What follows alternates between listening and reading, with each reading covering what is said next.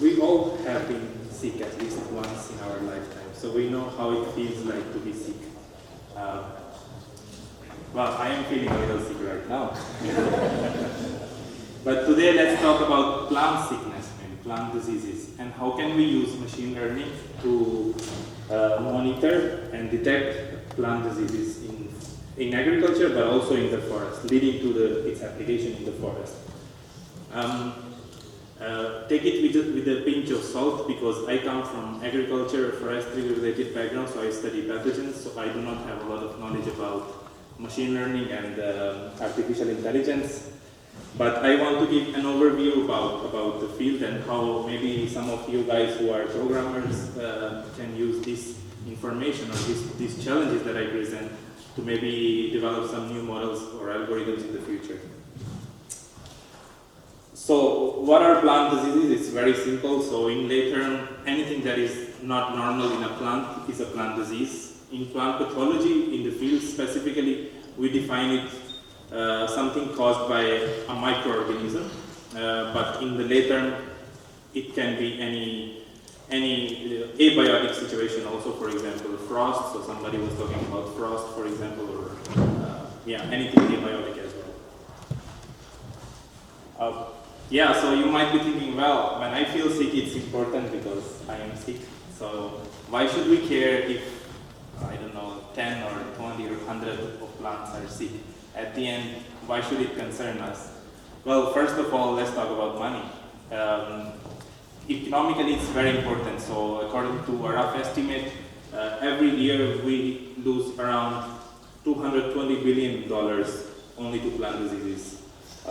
We lose a lot of, in the forest, for example, we lose a lot of wood to the diseases.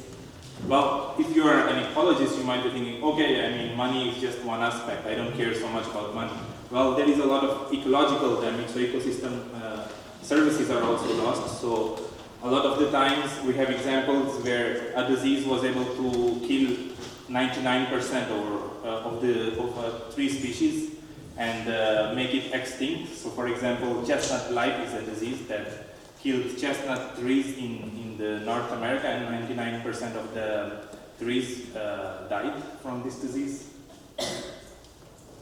So let's see what are the where, what and how of the disease. So kind of what is detection and monitoring, a little bit of from the perspective in plant pathology. So where is the disease? So we want to detect presence and absence. Then we want to diagnose. So what is causing it? So this is detection. And then we want to see how is it spreading in a forest or in an agriculture plot, maybe. And then there are also other research-related applications that we can use. So first of all, how can we detect if a disease is present somewhere? Well, traditionally, a forester has to go there, take some samples, or see that there is disease. The problem is when we detect that the disease is present in a forest, most of the time it's already too late, because the pathogen has already developed in the forest, has maybe killed a lot of trees, but at least produced billions of spores that are already in the air, maybe contaminated the soil. So what we want with the machine learning is maybe predict or at least detect at a very early stages.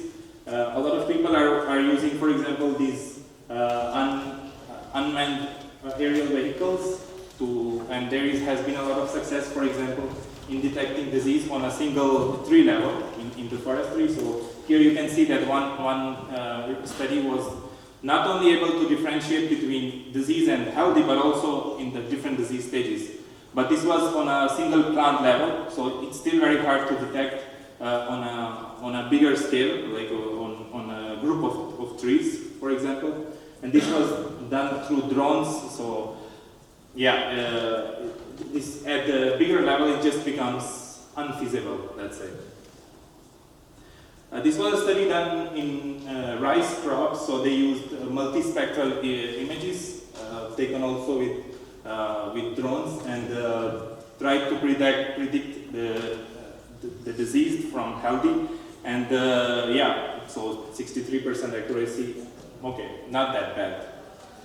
As a lot of other people also talked here, and that, yeah, at the end, machine learning the accuracy of machine learning is very little, so maybe we need more human interference with it.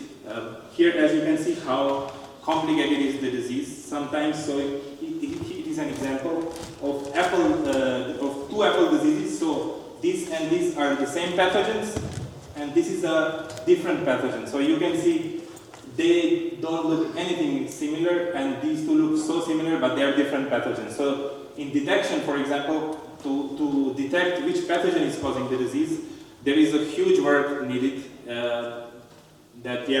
We want to know which pathogen is infecting, because to apply the control, it is very important.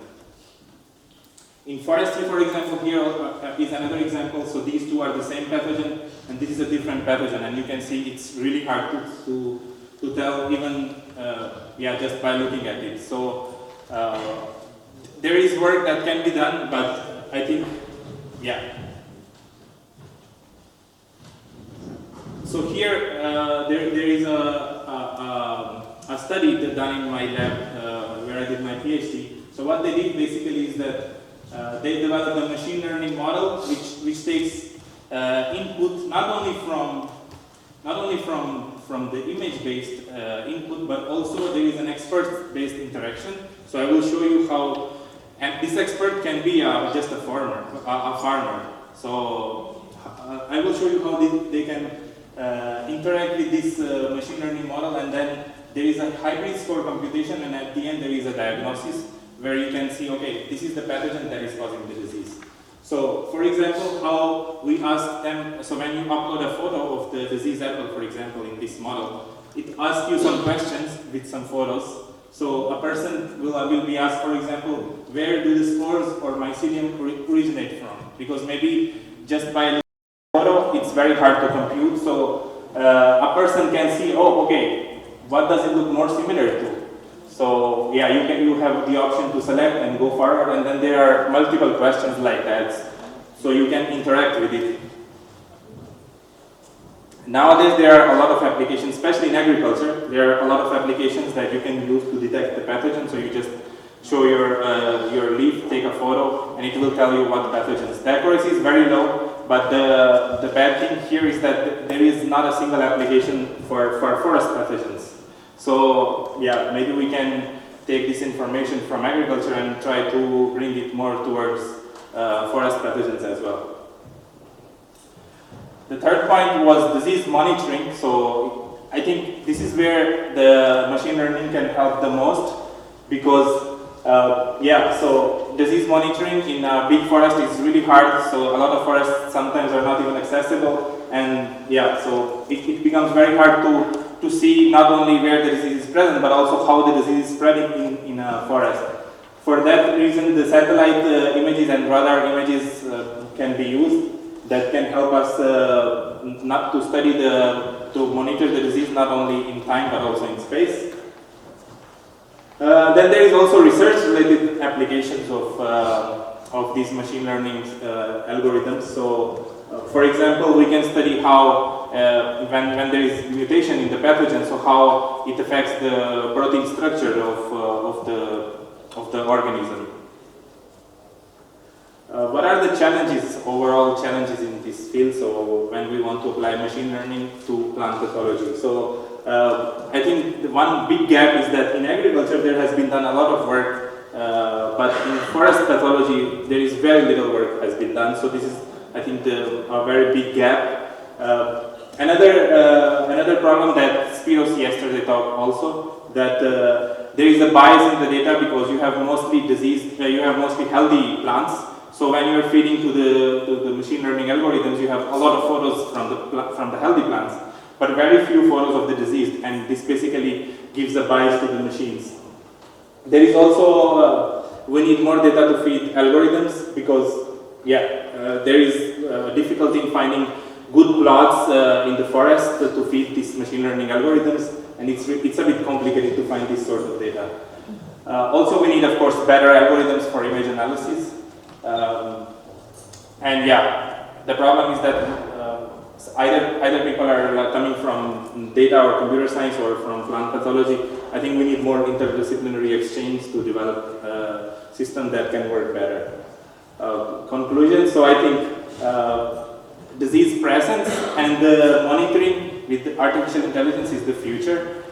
Yeah, we want to detect and monitor using artificial intelligence and machine learning algorithms, and I think it's already happening in agriculture. So in the near future, we would be able to get some interesting results.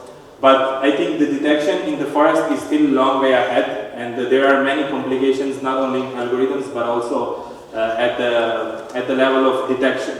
For example, because a lot of these systems work on from above, and a lot of symptoms are very much hidden under the canopy of the trees.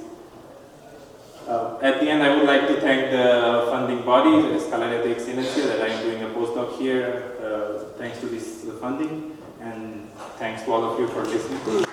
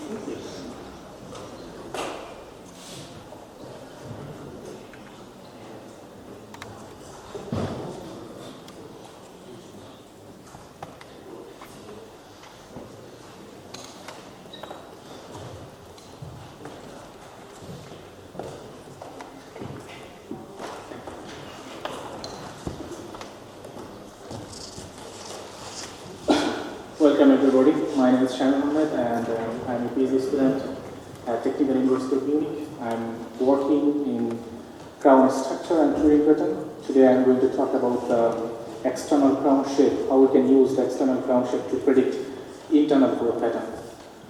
So trees are structurally correlated. For example, to support the bigger crown, tree needs bigger stem. And they are also functionally correlated. For example, trees' stems supply water and nutrient to the crown to do the photosynthesis, and crown translocates the carbon after photosynthesis in the stem. So they are structurally and functionally correlated. But if we see the quantitative relationship, no one quantified because of the methodological limitations. So we began to quantify this relationship by using terrestrial laser scanner, because crown shape characterizing it was challenging before the terrestrial laser scanner. So by using terrestrial laser scanner, we try to answer this question that how the external crown shape can be correlated to the internal Turing pattern. So here is the basic hypothesis that we are dealing now. So if the crown is regular, the Turing pattern should be regular. And if the crown getting irregular somehow, the crown should be getting irregular. So this relationship can be also predicted by different methodological approach. For example, the machine learning and artificial intelligence. So we started with scanning the three forest stand. For example, the mix with the pure spruce mixed with beech and the different provenances trial. So after the scanning, we process the data by rescan pro software. You could see the raw point clouds here, and then we identify the individual trees. That is our interest. So after individual trees, we classify each tree into different polar coordinates to identify the variables. That means, so we can see here each crown portion, that means each 5 centimeter height of the crown, we divided the crown into 12 intercardinal polar coordinates to get the maximum radius of crown width. So this algorithm is based on first identifying the stem of the trees, and then from the stem we can easily measure the distance from the stem to the external points to get the variables. Here you can see that we identified some external points or maximum crown radius points. So by these points we can easily analyze more variables. So here you can see the basic parameters that we used for this model. First of all, the crown length, tree height, crown width, DVH, crown base height, crown projection area. We also use the regularity and irregularity by measuring the coefficient of the crown radius. We also use the cylinder ratio. For example, there is a ratio between crown length and the crown radius. We also identify the maximum crown radius and the height of the maximum crown radius. Then we use the crown ratio, for example, the crown length of the tree height and the top heaviness of the trees. Top heaviness is the difference between the height and the maximum crown radius. So, and for the tree, we use the empirical method, that is scoring. So we score in two directions, that is north and east cardinal directions. Then we measure that to Turing by using the LibTep file and measure the Turing variables. For example, the Turing width, coefficient of Turing variables. So first we try to understand the crown profile and the Turing profile. So if we see the distributions of the crown, if we see here is the top of the crown and here is the base of the crown.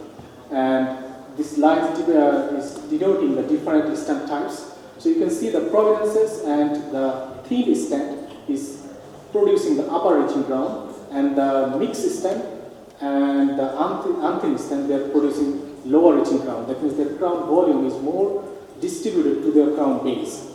And if you see the growth, so initially the pure thin growth is high, then later terminated, but the provenances, the initial growth is low, but later it grows better.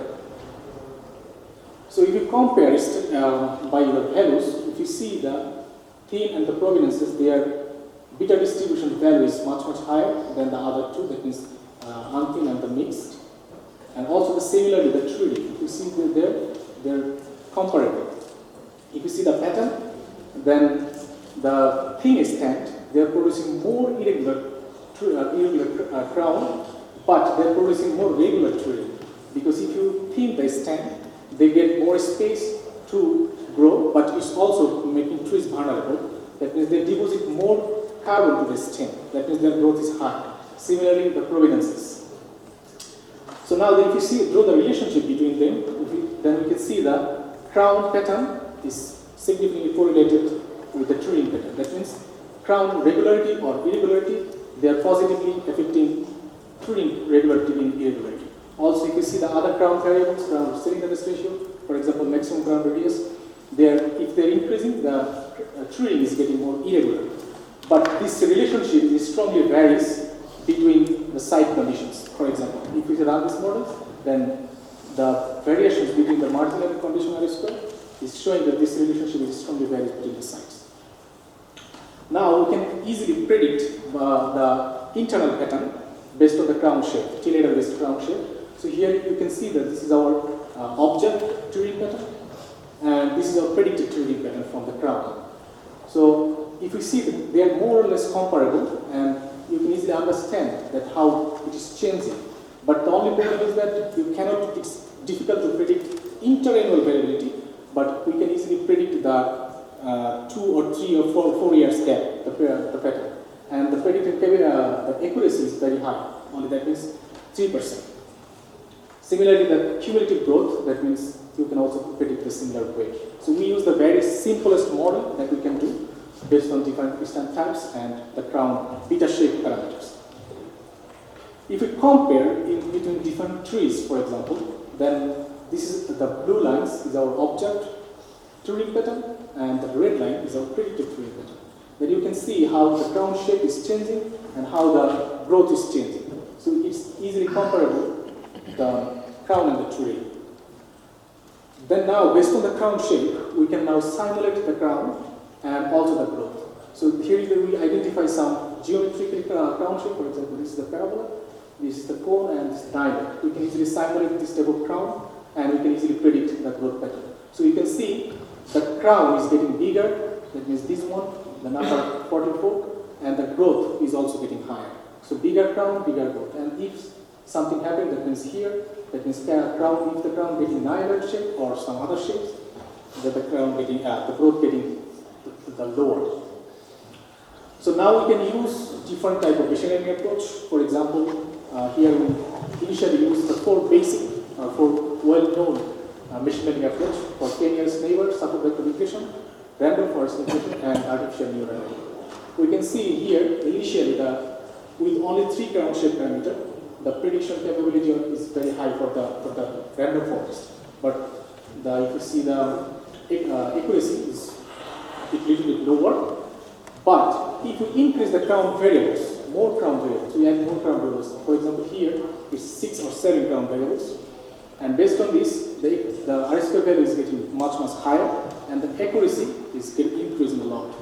So here we compare 4 machine learning approach, and we can see the k-nearest neighbor and this random forest regressions is performed more or less similar, but random forest regressions perform better.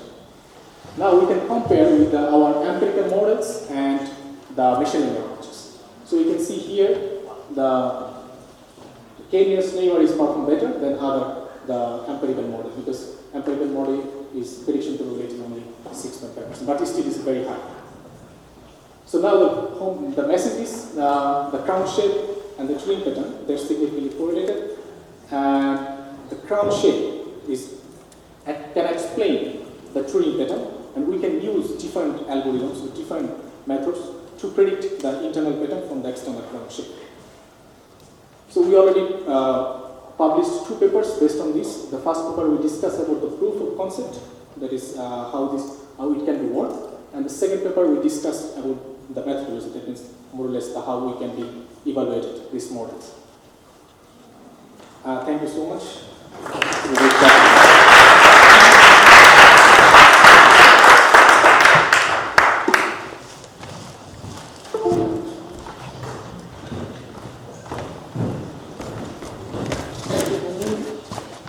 The last communication is presented by Farooq.